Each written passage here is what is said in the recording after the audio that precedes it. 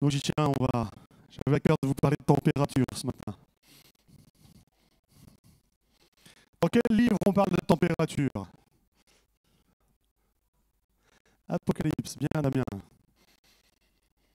C'est en général un passage qui ne nous brosse pas dans le sens du poil, qui doit normalement nous alerter. En aucun cas, ce passage ne doit nous décourager, mais nous donner l'envie, peut-être de se remettre en question, pour dire « Ah ouais, je suis peut-être en train de me refroidir ». On va le lire. Apocalypse 3, versets 14 à 22. Apocalypse 3, versets 14 à 22. Écrit à l'ange de l'église de Laodicée, voici ce que dit l'Amen, le témoin fidèle et véritable, le commencement de la création de Dieu. Je connais tes œuvres. Je sais que tu n'es ni froid, ni bouillant. Puisses-tu être froid ou bouillant? Ainsi, parce que tu es tiède, et que tu n'es ni froid ni bouillant, je te vomirai de ma bouche. Parce que tu dis, je suis riche, je me suis enrichi, et je n'ai besoin de rien. Et parce que tu ne sais pas que tu es malheureux, misérable, pauvre, aveugle et nu.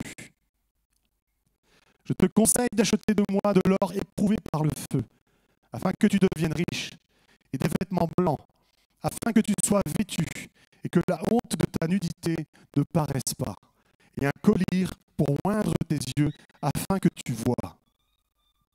Moi, je reprends et je châtie tous ceux que j'aime. Aie donc du zèle et repens-toi. Voici, je me tiens à la porte et je frappe. Si quelqu'un entend ma voix et ouvre la porte, j'entrerai chez lui. Je souperai avec lui et lui avec moi. Celui qui vaincra, je le ferai asseoir avec moi sur mon trône, comme moi j'ai vaincu et me suis assis avec mon Père sur son trône. Que celui qui a des oreilles entende, et que l'Esprit, ce que l'Esprit dit aux églises. Qui a des oreilles? Levez les mains, ceux qui ont des oreilles. C'est bien, Père, on part sur une bonne base. Voilà ce que dit l'Amen. Cette appellation nous certifie le caractère sûr et véritable. C'est l'Amen qui parle. Ça me rappelle les expressions que Jésus disait avant de parler. En vérité, je vous le dis. Donc, ce n'est pas une parole à la légère.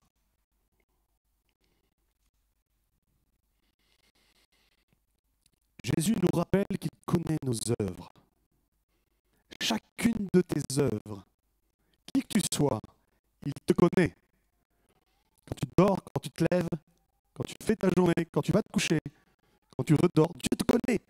Dieu sait ce que tu fais, ce que tu vis, ce que tu penses, ce que tu ressens. Psaume 11, verset 4. Je vous ai pris quelques passages pour certifier cela. L'Éternel est dans son saint temple. L'Éternel a son trône dans les cieux. Ses yeux regardent, ses paupières sondent les fils de l'homme. Amen. Dieu te voit. Psaume 33, versets 13 à 15. Psaume 33, versets 13 à 15. L'Éternel regarde du haut des cieux. Il voit tous les fils de l'homme. Du lieu de sa demeure, il observe tous les habitants de la terre. Lui qui forme leur cœur à tous, qui est attentif à toutes leurs actions. Toutes leurs actions. Rien n'échappe au cœur de Dieu. Amen. C'est là qu'on voit la grandeur de Dieu.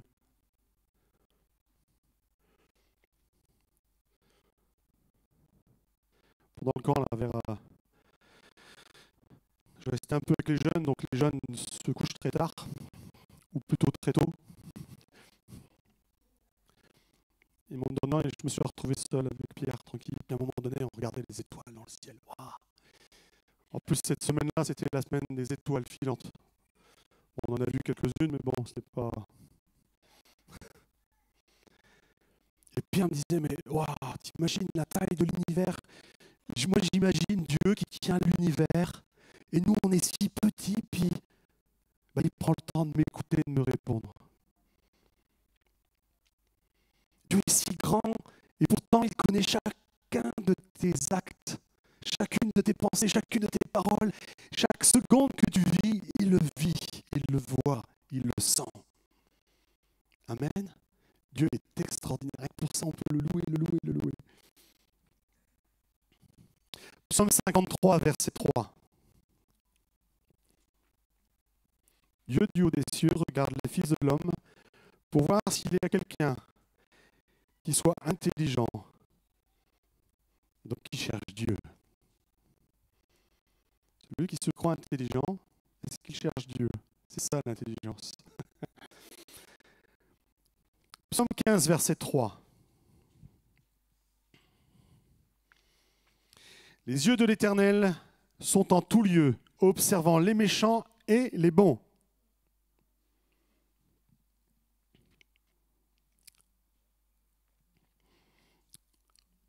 Eh bien, il y a une erreur.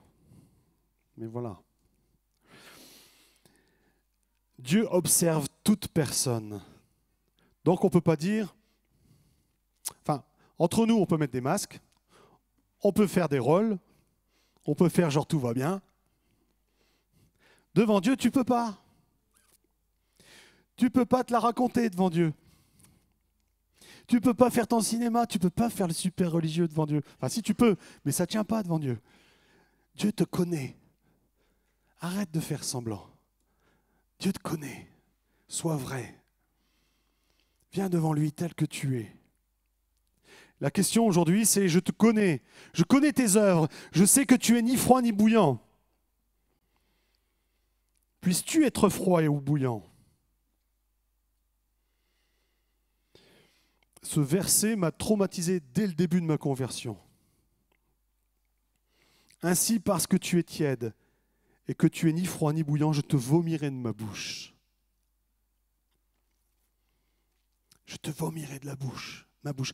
Autrement dit, je te rejetterai. Alors je sais que dans divers courants, on prêche un salut acquis à vie. Moi, je prends des passages qui nous disent autre chose. On doit travailler à notre salut. Là, la Bible nous dit, ce passage particulièrement nous dit que si nous nous refroidissons, si on devient tiède, Dieu nous rejette. Et ce n'est pas sa volonté. Le cœur du Père nous aime profondément. Il veut que chacun de nous, le plus possible, nous soyons avec lui. Le plus possible, nous soyons avec lui quand il reviendra. Oui ou non? Nous sommes son peuple. Et c'est pour ça qu'il écrit à l'Église. Pour qu'on puisse se remettre en question. Ne serait-ce que devant Dieu, dire, mais moi je suis à quelle température? Parce que bien souvent, on se croit bien. Moi je suis bouillant. Mais quand on se met devant Dieu, la température commence à baisser. Que Dieu nous montre. C'est pour ça qu'après, il y a ce passage qui nous dit de nous acheter du collyre, que nous puissions voir exactement dans quel état nous sommes. Et je pense que ce passage tombe à pic. Après une période estivale où on a bien pensé à nous, on a pris du bon temps, où on s'est un peu relâché. Oh, il fait beau, on va faire un barbecue, on ne va pas à la Réunion ce soir.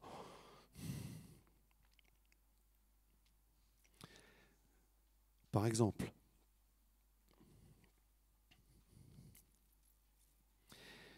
Dieu veut nous reprendre pour que nous repartions bouillants, pour que nous repratiquions les bonnes œuvres, pour être bouillants. Amen. Moi, je reprends et je châtie tout ce que j'aime. Tout ce que j'aime. Dieu, il écrit à des églises, et notamment à l'église de Laodicée. Il n'écrit pas à des païens. C'est à une église qu'il s'adresse. À ses bien-aimés. À nous-mêmes. Es-tu bouillant ce matin? Es-tu froid? Es-tu tiède? Puisses-tu être bouillant? Et donc on voit À quoi ça amène? Et donc du zèle et repens-toi. Et donc du zèle. C'est pourquoi le zèle? C'est avoir une ardeur, un empressement au service de quelqu'un, d'une idée. Vive application à très bien faire son travail. Mais ça, de plus en plus dans les églises, ça se perd. Or, Dieu voit tout. Ce qu'on fait, ce qu'on ne fait pas, ce qu'on aurait dû faire, qu'on n'a pas fait. Amen. Et donc du zèle. Je sais que la semaine dernière, il y a eu un vif encouragement à servir. Je bénis Dieu. C'est la période, la fin d'été, hein. C'est là où on appelle. C'est là que les services se renouvellent. C'est à ce moment-là qu'on réactive vivement. Parce que tous les services vont se remettre en route. Tous ceux qui étaient en pause pendant la période estivale vont se remettre en route. Le culte des enfants, les divers groupes, hommes, femmes, les jeunes, s'ils ont arrêté. Et Dieu veut que l'on serve. Et du zèle. Et du zèle. Et du zèle. Et un empressement à servir Christ. Et un empressement à servir l'Église locale. Et un empressement. La Bible nous dit, tout ce que vous faites, faites-le pour le Seigneur. Je ne le fais pas pour moi, pour ma gloriole personnelle. Je ne le fais pas pour que tout le monde sache que je sers. Et du zèle. Et du zèle. Je bénis Dieu pour tous ceux qui servent depuis des années, qui le servent dans l'ombre. Amen. Tiens, je bénis Dieu pour Lorenzo. Sois béni, mon frère. Tout cet été à la Sono, remplacé une ou deux fois, tous les dimanches. Quasiment seul, sans se plaindre, il sert.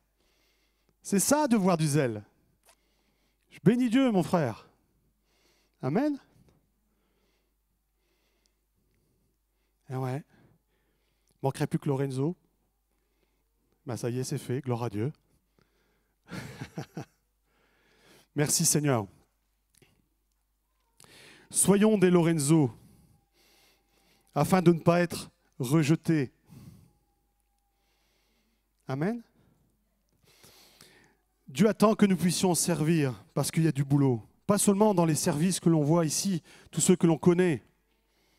Je bénis Dieu pour tous ceux qui se sont inscrits pour le ménage. Mais il n'y a pas que ça. Il n'y a pas que ça. Toute ta vie de tous les jours, tu dois être un témoin. Le monde a besoin de voir Christ en toi. Que tu puisses bénir ton prochain. Que tu puisses bénir tous ceux que tu côtoies à ton boulot, dans ton voisinage. Amen. Et du zèle. Parfois, quand on déclare sa foi, peut-être ça fait 15 ans que tu travailles dans la même boîte, les gens tombent de haut. Toi, t'es chrétien?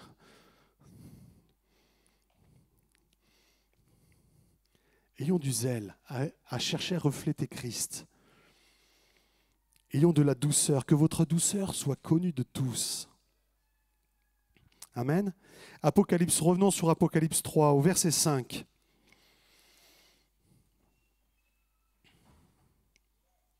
Celui qui vaincra sera revêtu ainsi de vêtements blancs.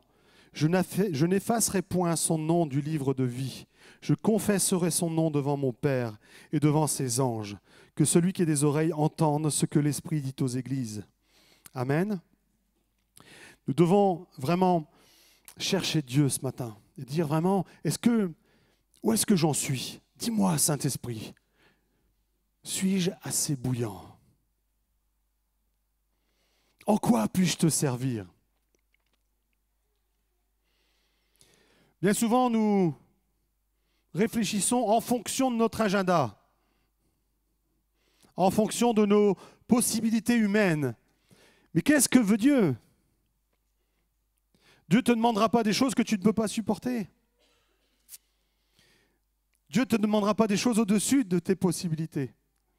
Il te donnera les moyens, comme tout bon patron.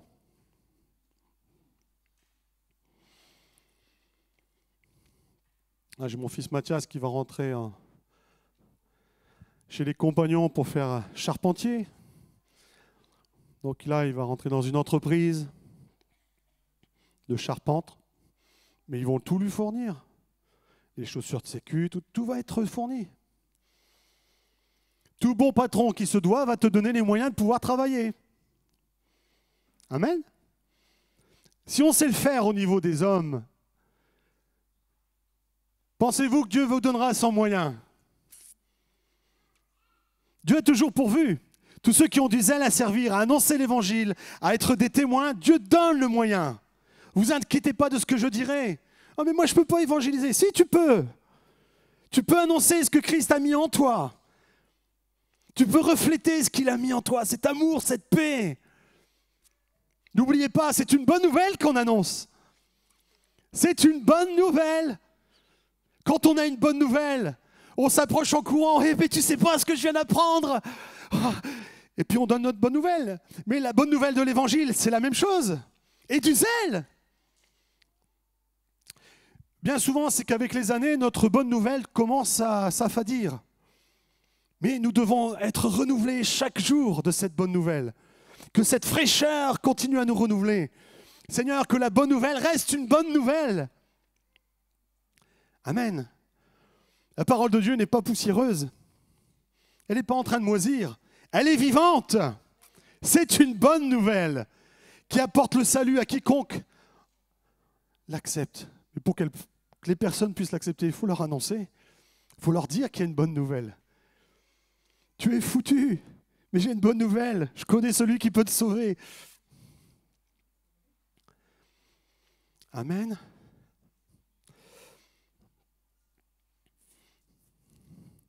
J'étais à un enterrement ce mardi. C'était une femme qui venait à un moment donné, il y a plusieurs années ici. À l'époque, elle avait une toute petite fille qui aujourd'hui avait 27 ans. Et 27 ans, cette fille, voilà, s'est donné la mort. Et comme la maman, je la connais depuis la maternelle, elle m'a demandé, est-ce que tu peux apporter une note spirituelle à l'enterrement? Et je me dis, Père, qu'est-ce que tu veux que je dise après un tel acte?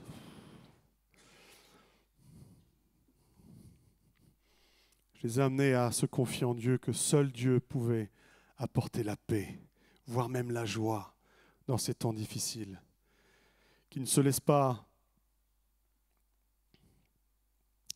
avoir par ces pensées cette tentation de lever le poing contre Dieu.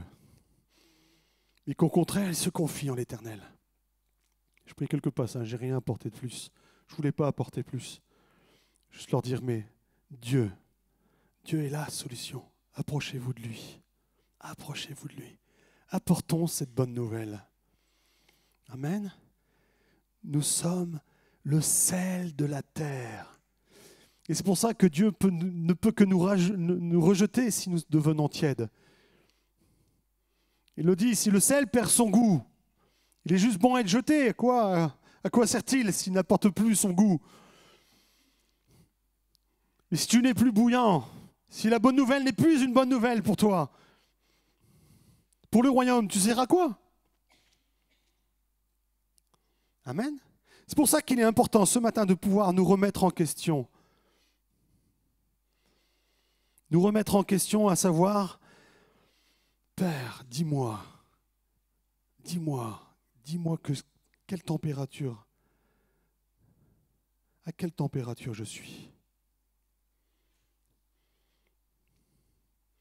Et même si tu sais déjà personnellement que tu t'estimes déjà tiède, pose-lui vraiment la question.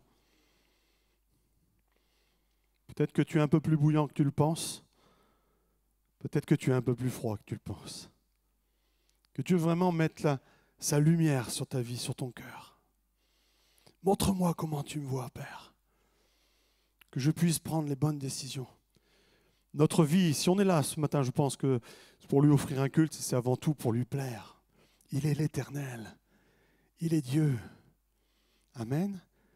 Nous lui avons donné nos vies. Et c'est la meilleure décision que nous avons prise. Amen. Mais n'oublions pas que ce don de vie, c'est avant tout pour servir le Maître, pour servir son royaume, pour servir l'Église. Amen. Même si je ne suis pas à la place que j'aurais voulu avoir, même si les choses ne se passent pas comme moi, j'aurais voulu que ça se passe. Même si certains d'entre vous m'ont blessé, je veux te servir, Père. Parce que tout ce que vous faites, faites-le pour le Seigneur. Amen. Faites-le pour le Seigneur. Merci, Seigneur. Dieu est bon. Servir avec empressement.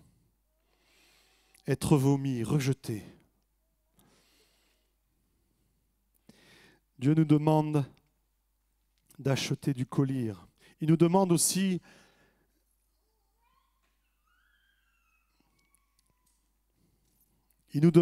de pouvoir œuvrer à la sainteté. Amen. Je te conseille d'acheter de moi de l'or éprouvé par le feu, afin que tu deviennes riche. Des vêtements blancs. Bien souvent, on permet trop de choses dans notre vie. C'est pas grave. Mais ça aussi, Dieu le voit.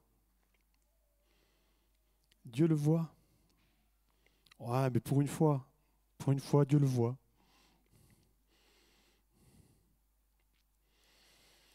Afin que tu sois vêtu et que ta honte, la honte de ta nudité ne paraisse pas. Cherche la sainteté. Et ça résume en gros la crainte de Dieu. Je sais qu'il me voit, donc je me conduis comme lui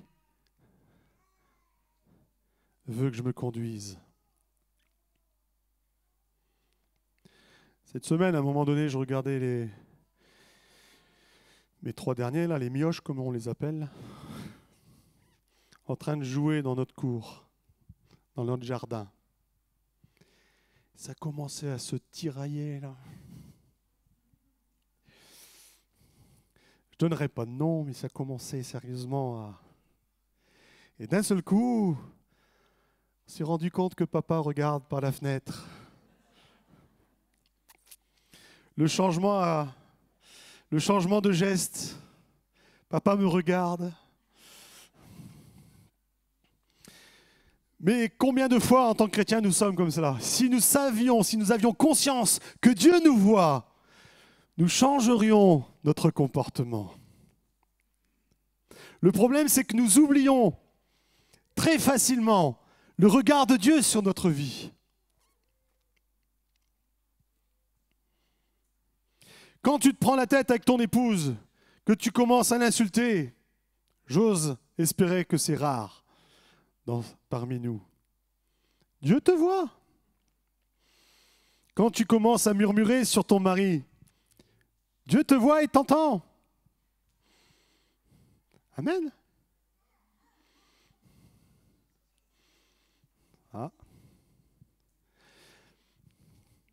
Même si tu as raison, Dieu te voit.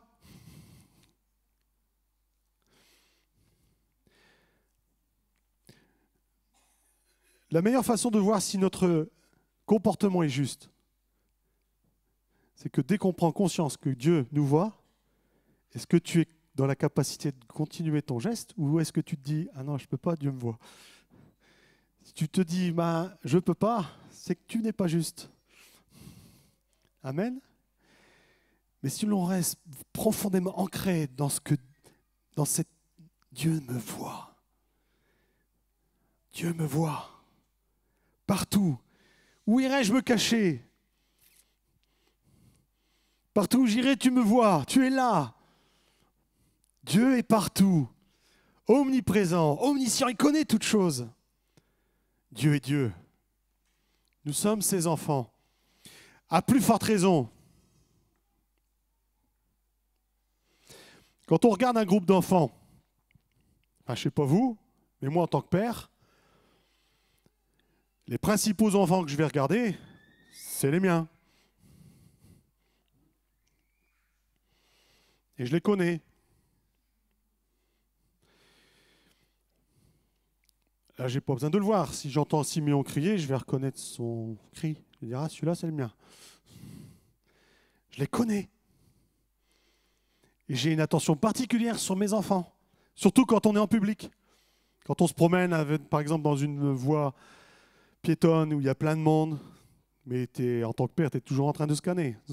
1, 2, 3, c'est bon. 1, 2, 3, c'est bon. 1, 2, 3, il est où le troisième? Il est là, c'est bon.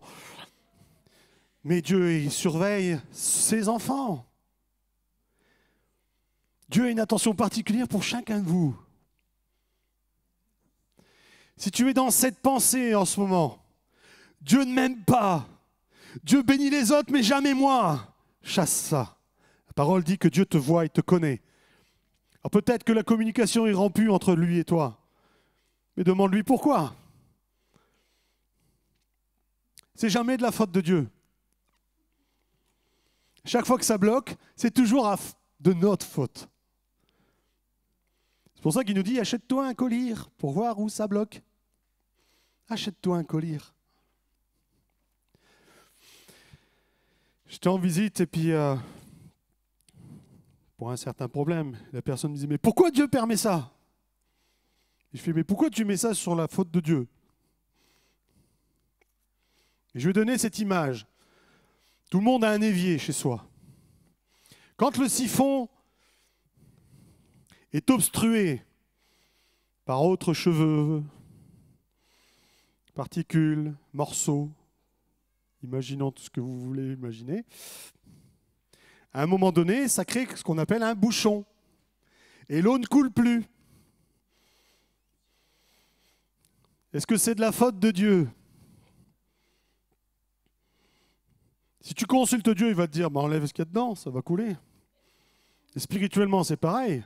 Si dans ton siphon spirituel, il y a plein de débris, débouche. Enlève ce que tu as laissé s'accumuler pour que la grâce, la vie puisse continuer à couler. Laisse passer la vie. Mais arrête de culpabiliser sans arrêt Dieu. Dieu n'est pas coupable. Dieu est grâce. Amen. Il nous a tout donné. Tout a été accompli. Il n'y a plus de condamnation pour ceux qui sont en Jésus. Il faut juste veiller à ce que notre siphon spirituel soit propre. Mais oui. Et ça, c'est de notre responsabilité. Ce n'est pas de la faute de Dieu. Tous ceux qui sont locataires, quand votre siphon est plein, tu peux aller pleurer à ton propriétaire. Il va te dire, nettoie-le, vide-le. C'est pas à moi de le faire. Ton propriétaire va veiller à ce que ton toit soit toujours en bon état, que les murs soient toujours en bon état, tout le gros œuvre, tout le bâtiment, ok. Mais l'entretien, la surface, c'est à toi de l'entretenir. Amen. Si tu passes jamais de coups de balai chez toi et d'aspirateur, tout va s'accumuler, on est d'accord. Est-ce que ça sera de la faute de Dieu? Non. C'est pour ça que Dieu nous invite, aie du zèle. Mais bien souvent, dans nos maisons spirituelles, nous vivons dans des taudis. Et Dieu t'invite ce matin à faire le ménage, à avoir du zèle, à redevenir bouillant pour faire le ménage dans ton cœur, dans tes pensées, dans ton être intérieur.